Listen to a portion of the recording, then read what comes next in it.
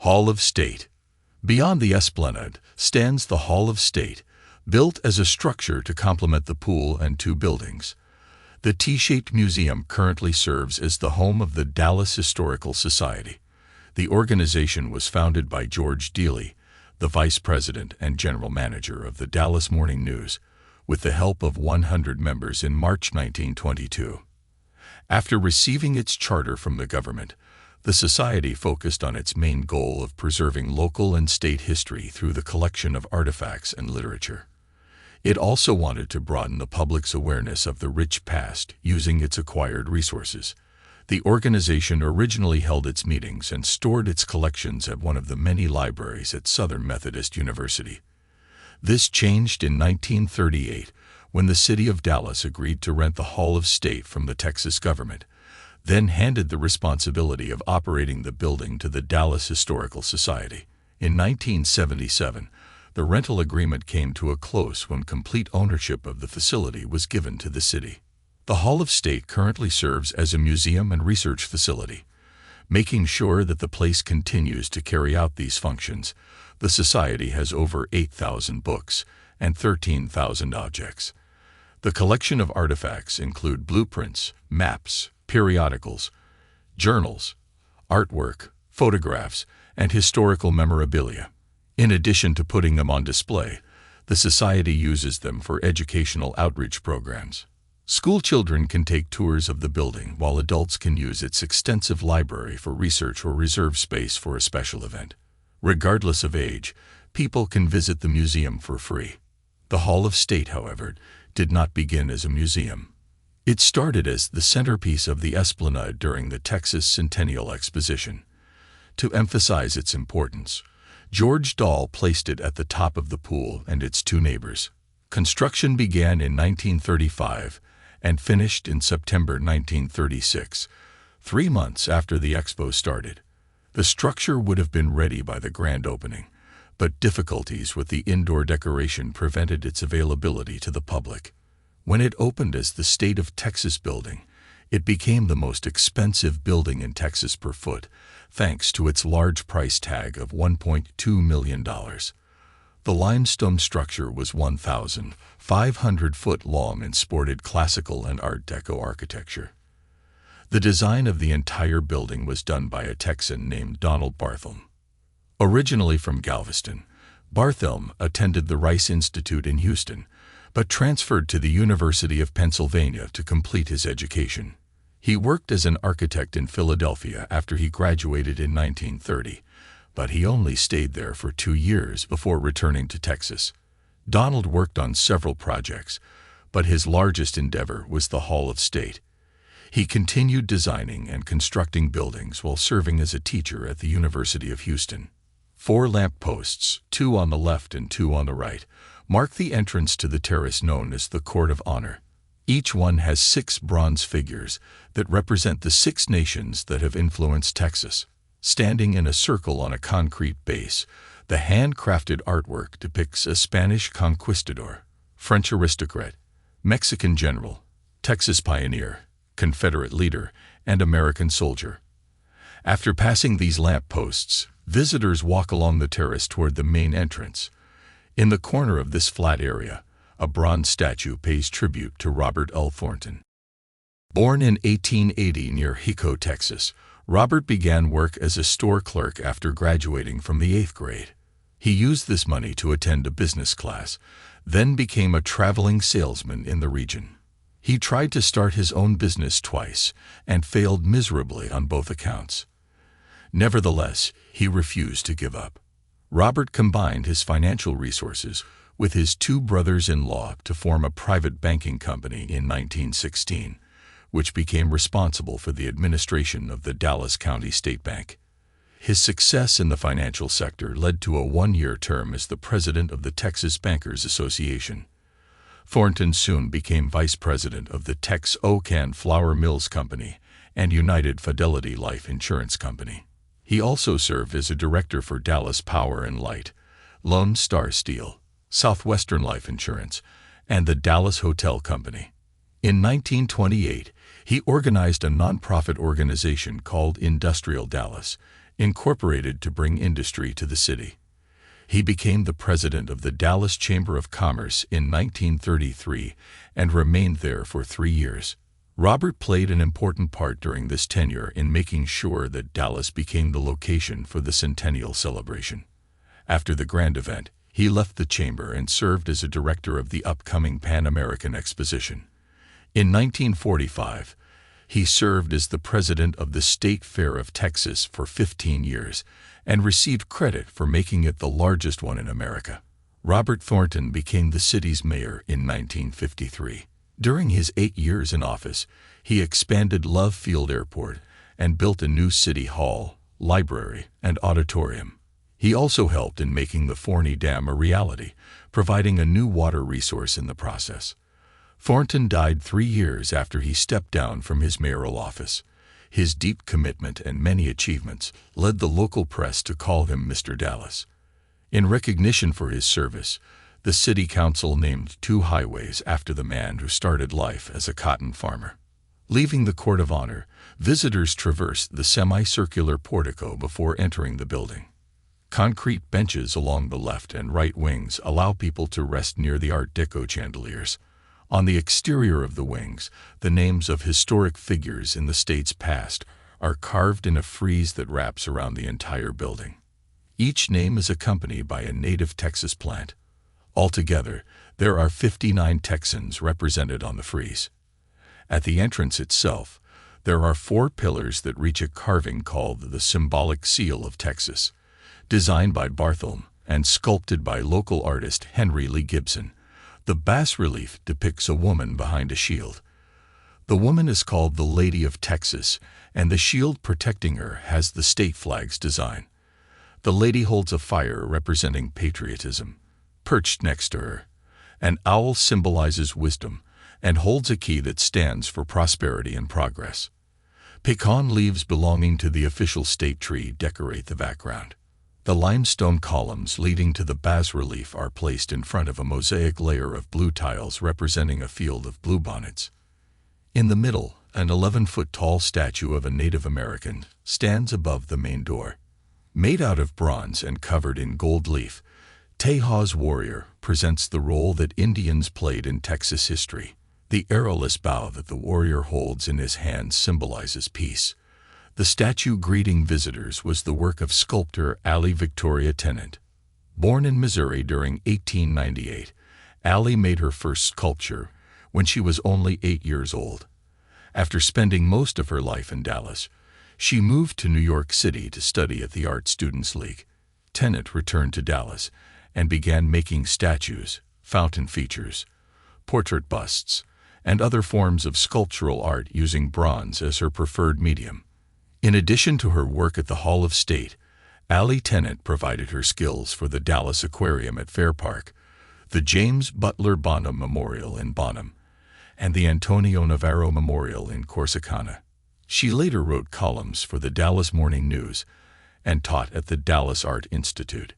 Below the statue Tejas Warrior, 5 double doors made of bronze lead to the building's interior. They are decorated with symbols of agriculture and industry. Farming is represented by wheat sheaves and cotton plants. The timber industry is symbolized by saw blades and pine cones. The oil industry is presented through derricks, and ranching is depicted through cattle, horses, lariats, and hooves. The designs of these doors were made by Bartholomew. The 5 doors of the main entrance lead into the Hall of Heroes. A frieze along the top of the wall provides the names of battles which occurred during the Texas Revolution. There are also 2 plaques, one paying tribute to those who died at the Alamo and another commemorating the Battle of San Jacinto. The biggest feature of the hall, however, is a collection of 6 bronze statues that honor the memories of Stephen F. Austin, Sam Houston, Mirabeau B. Lamar, James Fannin, Thomas Rusk, and William B. Travis. These statues were the work of Italian artist Pompeo Luigi Capini. Pompeo began his career at the age of 10 by making ceramic whistles shaped like a horse. After making imitations of artistic masterpieces and selling them to tourists, he moved to New York in 1896 and obtained a job at a wax museum. He moved to San Antonio in 1901 and built his reputation as a sculptor for the next 15 years. In 1934, he was hired to design the Texas Centennial $50 before receiving a contract to make the Hall of Heroes statues. In addition to his work for the exposition, he was also responsible for the monument to Terry's Texas Rangers in Austin, the Cenote to the heroes of the Alamo in San Antonio, and the Come and Take It monument in Gonzales. At both ends of the Hall of Heroes, there is a chamber divided into 2 rooms. Each room is dedicated to a different area of the state and covers at least 1,300 square feet. The East Texas and West Texas rooms lie to the left of the hall. Used to display relics and artwork from the past, the East Texas room has walls made out of the wood from dark gum trees. It also features 2 murals painted by Olin Travis, the co-founder of the Dallas Art Institute. The first mural shows a pine forest being harvested for the lumber industry, while the second one displays oil derricks among a cloud of smoke with a large urban city in the background. 2 glass doors in the back lead to the West Texas room. 3 of the walls resemble an adobe style, but the 4th one is made out of cowhide. Tiles along the adobe walls show an Indian, pioneer, wrangler, sheriff, sheep herder, and guitar player. A tabletop near the entrance displays a bronze bust of David Crockett, which was donated by artist William Easley. A mural depicting 3 people riding a horse wagon, and one showing a cowboy surrounded by ranchers and cattle were both painted by Tom Lee. The El Paso resident became famous for working as a war artist and correspondent for Life magazine. From 1987 to 1989, the Hall of State underwent some remodeling. A part of the process was the transformation of the West Room from an exhibition chamber into a library for researchers. When the project was completed, officials named the place the George B. Dealey Library. It currently has 2.5 million documents, 3,000 photographs, 14,000 books, and 3,000 periodicals. The North Texas and South Texas rooms are located to the right of the hall. Like the other chamber, the area is divided into 2 rooms that display historic exhibits.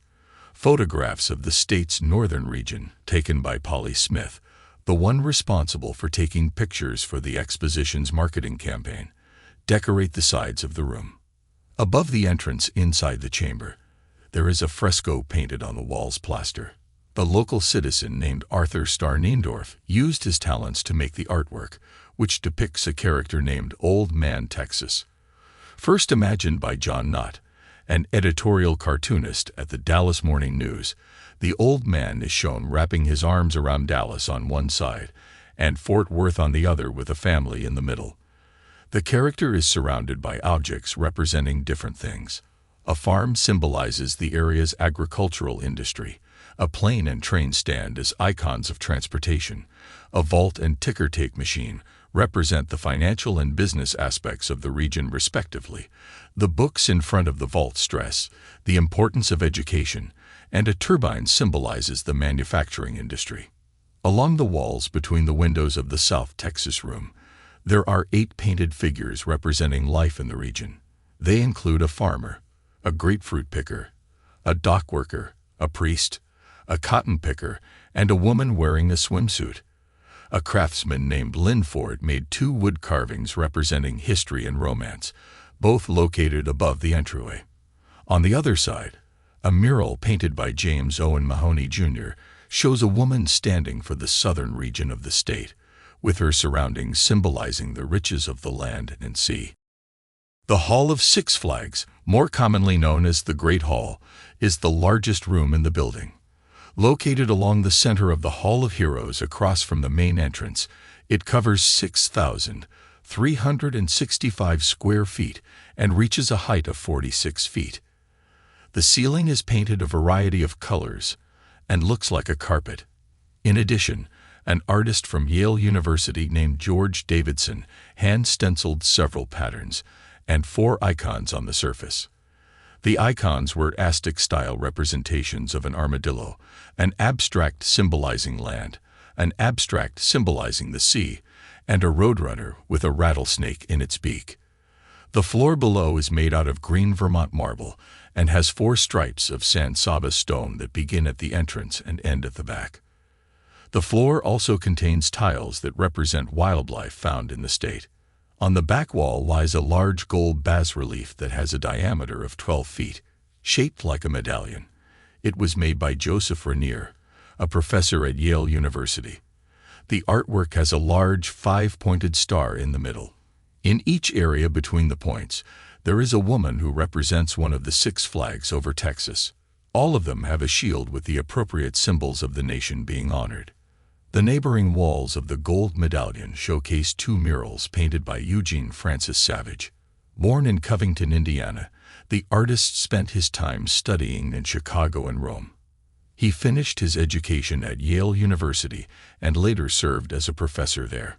Savage became well known for the art he made during his tenure working for the Works Progress Administration. When Eugene Savage received his contract regarding the Hall of State, officials instructed him to make 2 murals depicting the history of Texas. He followed their orders in an untraditional way by refusing to directly paint them on the walls. Instead, he performed the task on a canvas, then placed them on the hall surfaces. With the help of 4 artists, he was able to finish the project in 5 months. Each of the 2 murals is 30 feet long and 80 feet wide.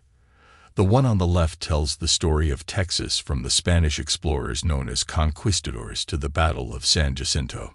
Instead of doing it chronologically, however, the tale starts on the different ends and works its way to the center.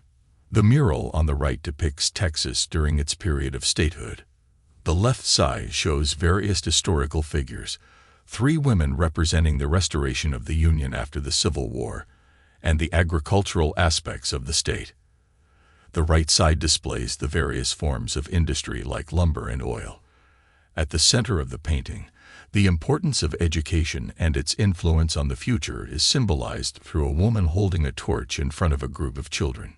The offices of the Dallas Historical Society and its archival storage are located on the lower level. The other main feature of the floor is the Margaret and Al Hill Auditorium, named after the former director of the DHS and her husband.